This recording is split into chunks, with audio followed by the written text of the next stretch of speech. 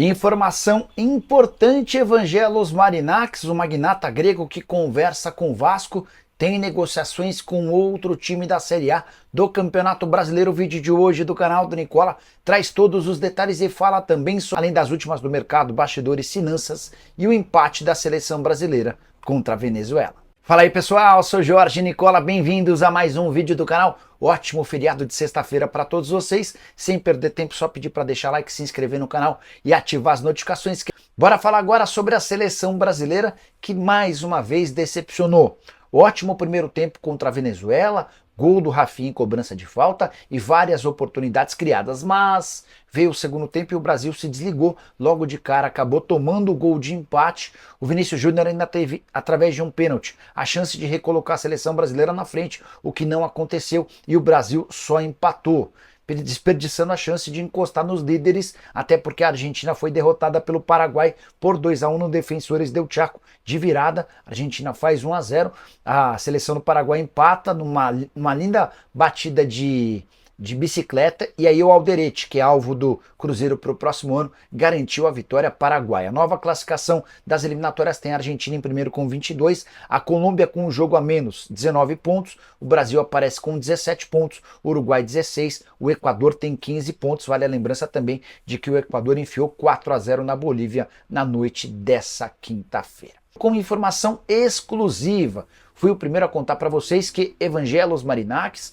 o grego que é dono do Nottingham Forest, do Olympiacos e do Rio Ave, compraria um clube no Brasil, certo? Também disse que o Vasco era uma alternativa. Quero acrescentar uma informação importante. O Vasco não é a única possibilidade.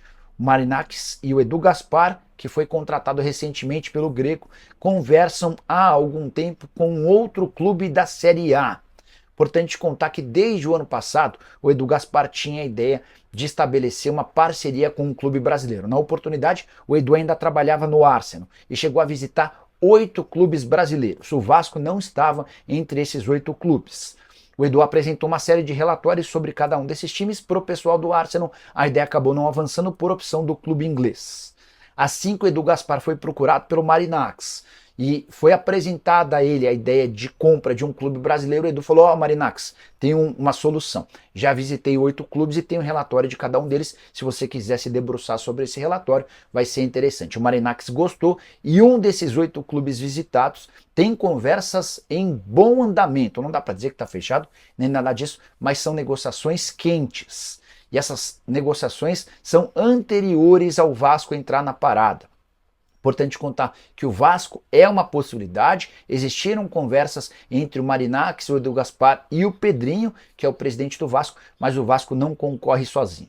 A minha fonte, que foi a primeira a me contar que o Marinakis compraria um clube no Brasil, assegura que esse time que concorre com o Vasco é da Série A do Campeonato Brasileiro e com um perfil completamente diferente do Cruz Maltino. Ainda perguntei para essa pessoa, mas é perfil diferente em quê? Em tamanho de torcida, em status de clube, briga por títulos? Qual que é essa diferença? Essa pessoa não quis me dar mais detalhes, com medo de que eu adivinhasse qual clube é. Só para arrematar, importante contar ainda que eu conversei com dirigentes do Fluminense e do Fortaleza. O Fluminense trabalha para se tornar uma SAF, o Fortaleza já virou uma sociedade anônima do futebol, para saber se o Marinakis havia entrado em contato tanto no Fluminense quanto no Fortaleza. Houve o descarte, nenhuma conversa com o grego nem com o Edu Gaspar. Prometo continuar de olho nessa história e qualquer novidade conto para vocês. Beleza? Não esqueçam de deixar like, de se inscrever no canal. Quero falar agora sobre o Vasco da Gama, que Evangelos Marinakis tem a intenção de fechar a compra da SAF do Vasco. Isso não é novidade para ninguém. Mas, na tarde dessa quinta-feira, o Pedrinho, presidente do Vasco, foi perguntado sobre isso e muito mais numa entrevista coletiva que ele concedeu. Primeiro, o Pedrinho deixou bem claro o seguinte, abre aspas: enquanto eu for presidente do Vasco, a minha intenção vai ser vender a SAF do Vasco. Fecha aspas. Essa declaração se dá para acabar com qualquer boato de que o Pedrinho teria vetado ou rejeitado propostas para se perpetuar no poder. Sobre o Marinakis, ele foi perguntado e respondeu da seguinte maneira: existem alguns investidores, mas tenho que ter cuidado, porque as pessoas acham que são negociações avançadas perto de fechar. e tem também uma cláusula de confidencialidade nesse início de conversas. Por isso, não posso falar quem são os investidores. O que eu posso dizer é que já existe conversa há mais de um mês com alguns investidores no plural, fecha aspas. Só para completar, o Pedrinho também fez uma série de revelações, afirmou que existe uma investigação interna contra ex-presidentes e dirigentes do Vasco por conta de uma série de medidas, criticou de forma pesada a 777 e todo o rombo financeiro deixado pelo clube, afirmando, entre outras coisas, que se não fosse pela gestão dele, o Vasco já teria 4 meses de salários atrasados e possivelmente uma debandada de jogadores por falta de pagamento. Só para completar, Pedrinho afirmou credibilidade reconhecida, saúde financeira, planejamento esportivo com prazos de cumprimentos. Essas são 3 premissas que o Pedrinho vai exigir de interessados na compra do Cruz Maltino. Nicola, sobre Luciano Acosta, pode verificar se pode vir ao Vasco em troca do Orelhano? Posso sim. Já vou até printar sua mensagem e repassar para uma fonte com quem estou conversando do Vasco. Então, só para contar que o Edmundo, agora há pouco, afirmou que existem tratativas entre o Grego e também o Vasco da Gama, algo que eu já havia comentado com vocês. E eu gosto desse Acosta, hein? Ah, só mais uma. Eu perguntei sobre...